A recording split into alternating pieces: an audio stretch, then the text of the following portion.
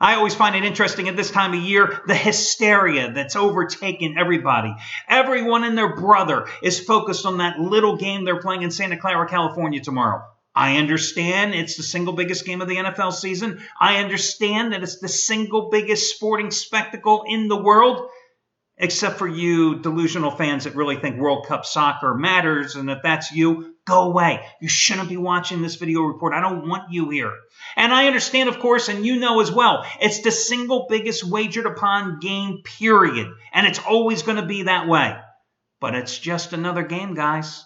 And I'm telling you right now, it's far easier to win today in college basketball, any day in college basketball, than on a game that's been overhyped for the past 2 weeks where there's absolutely no line value whatsoever. And that's also the case all the time over the past couple of decades. Listen, I have another top-rated 15-dime college basketball release today. I'm going for winner, I think, number 9 out of 11. So Michigan State, Michigan. It's not going to be any bigger than tomorrow's game between the Panthers and the Broncos. It's just another game. But the hysteria just overtakes everybody. And so many gamblers out there overlook the fact that college basketball, much easier to win, especially when you have these massive Saturday cards. Now, I've always told you that the first 3 weeks of any season is the time that you always have the advantage over the odds makers. But also, throughout the college basketball season, when you have these massive cards on Wednesdays and especially on Saturdays, that's where you can find the value games, the games that are underpriced, the games that are overpriced. That's where you find the value. That's where you find the easiest, best bets. That's where you can make money. And keep this in mind, a little FYI for you. 2 months from today, they're going to be playing the national title game. The Final Four concludes in Houston, Texas. 2 months more of college basketball. 2 months more of making money. We're only a month away, in fact, from the big dance. What, about 5 weeks? Less than a month ago until some of the smaller college conferences get underway with their postseason. This is the time to make money. I realize everybody comes out of the woodwork and they're going to bet tomorrow. So many people will just, suddenly show up and say, hey, I got to bet the Super Bowl. But again, it's one of the most challenging games to win because there's absolutely no line value. And that's all I want to talk about the Super Bowl today. We'll talk about it tomorrow, much more in depth. You know the drill on Saturdays. And let's see how fast I can do this. Each and every Saturday, I give you a money-saving discount coupon code that potentially save you hundreds of dollars off your total purchase price. And that coupon code today is 23%. That's 23 PERCENT. Sing it after me. 23 PERCENT. That means you can save 23% off your total purchase price. It's a mix and match coupon, which means you can mix any combination of handicappers' individual plays and or packages. The only stipulation is a one-time usage coupon. So you can't come in and get Chris Jordan's monster 1,000-star ACC Game of the Year, and then 3 hours later come in and get my latest top-rated 15-dime college best bet. You got to put everything in your shopping cart to maximize your savings. Also, if you happen to be involved in a package with any handicapper at the site, you can extend that package by another package, save 23% off the top, and if you have any discounts, instant rebates, they are applicable as well. Should you ever have any questions, you can always contact customer service. That's what they are there for. In terms of Chris Jordan, half-price play of the day as he goes for winning day number 24 out of 37, top-rated 1,000-star ACC Game of the Year, Virginia Tech and Clemson. $1 bettors following Chris since 2006. We're talking a decade here. $1 bettors have made over 91 grand with his plays rated 1,000 stars or more. Last night, 1,000-star winner, the Celtics, coming back, hitting the three-pointer thanks to Avery Bradley, winning outright over the Cavaliers in Cleveland as a 7-point dog. That was a top-rated 1,000-star play. You got it for $39 today. Half-price play of the day matches last Saturday's 1,000-star top-rated winner. Remember, it was the Big 12 SEC Challenge with Florida hammering West Virginia and Gainesville.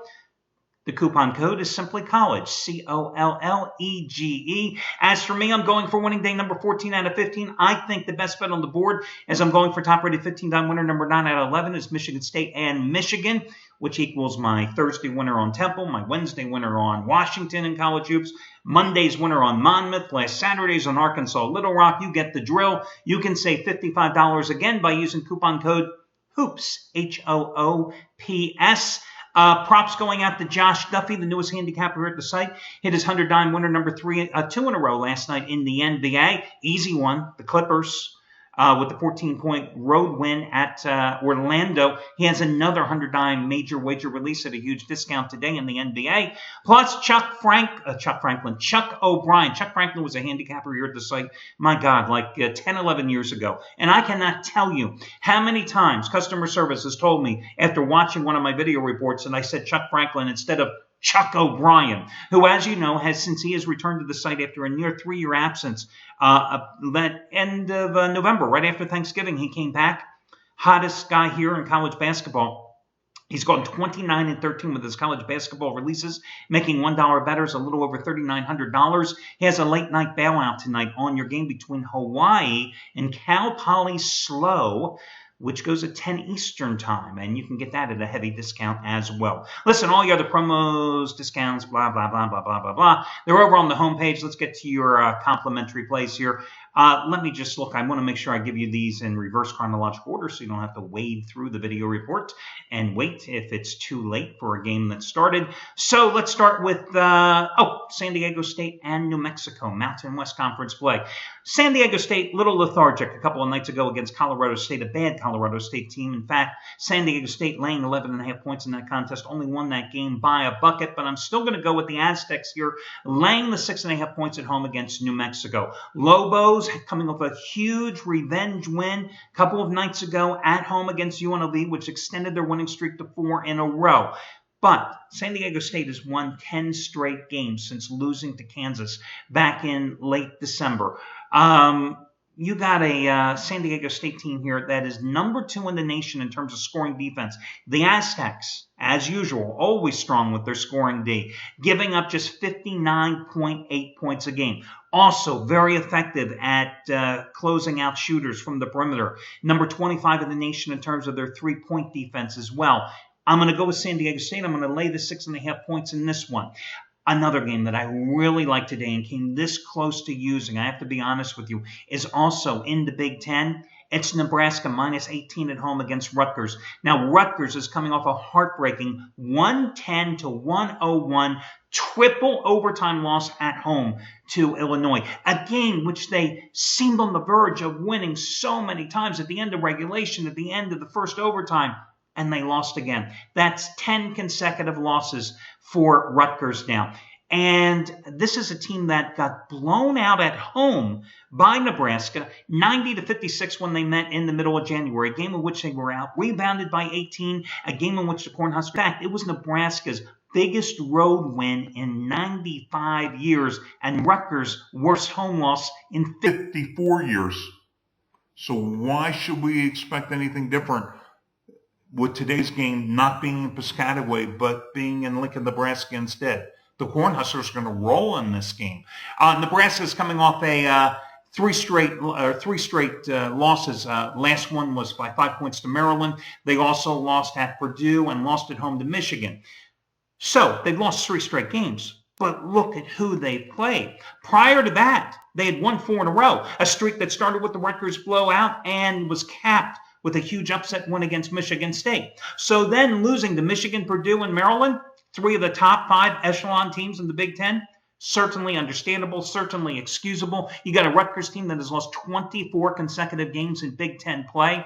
And I just think Nebraska will get the job done. In fact, Nebraska is doing what you like to see from a handicapping perspective. They lose to the good teams, and they beat the bad teams. In fact, they're going for their 6th consecutive cover against a team with a straight-up losing record. And when you've got a Rutgers team that is last in Big Ten play in terms of their scoring defense, they're giving up a little over 89 points a game. In fact, they're number 322 in the nation in terms of their scoring defense, giving up 79.7 points a game. So they're giving up even more in conference play. They also can't defend anybody. Opponents are shooting over 49.5% against them this season from the field. Another reason to lay the points with Nebraska. And another team that I'm going to lay the points with today is going to be VCU at home against George Washington. The Rams returning home after a couple of road wins against LaSalle and Davidson by double-digit margins. They have won 12 straight games. They've gone 9-1 against the spread in that stretch. They've won 14 straight conference games in the Atlantic 10 going back to last season. They're 4-0 in Atlantic 10 play so far this year. Beat George Mason by 24, Fordham by 34, beat Duquesne by 22, beat St. Bonaventure by 8. George Washington's coming off a 10-point home win against Davidson, but they're just 2-2 on the road, the Colonials are, and Atlantic 10 play. And the losses, okay, I can understand you losing at Dayton, but how the hell do you lose to St. Louis? On the road? I don't get it. Their road wins against the cellar dwellers of the Atlantic 10, George Mason and... who was it? UMass was the other team. You've got a Virginia Commonwealth team that has actually won 24 games that actually won both games last year by double-digit margins. They won by 24 points at home. I believe they won by 13 or 14 on the road. You know what VCU does, even though Shaka Smart took his act down to Texas. Listen, this is still a team that has that havoc defense, and that's exactly what it's causing this year, wreaking havoc on everybody else. Number 7 in the nation in terms of turnovers forced per game, 17.2. Last year in the 2 games against George Washington, the Colonials had 32 turnovers combined versus only like 17 assists. So I'm more than willing to lay the 9.5 points with Virginia Commonwealth because the Rams, once they get on you, they keep their foot down on the accelerator. And when you're looking at laying the big numbers with these type of chalks, that's the type of team that you want, one that is not lackadaisical. I know George Washington started this season in week number 2 with a big upset at home against Virginia, but this has been a wildly inconsistent team, a team that you thought at one stage, late November, early December, had big dance aspirations, but now more likely looks like an NIT invite instead. So Virginia Commonwealth is going to be your final free play today, going along with San Diego State and Nebraska. If I had to rank the plays, I'd say Nebraska would be number 1, Virginia Commonwealth would be number 2, and San Diego State would be number 3. That'll do it, guys. Best of luck to you all. We'll talk to you again tomorrow when we chat about the football game, and I'll see you then. Best of luck, guys.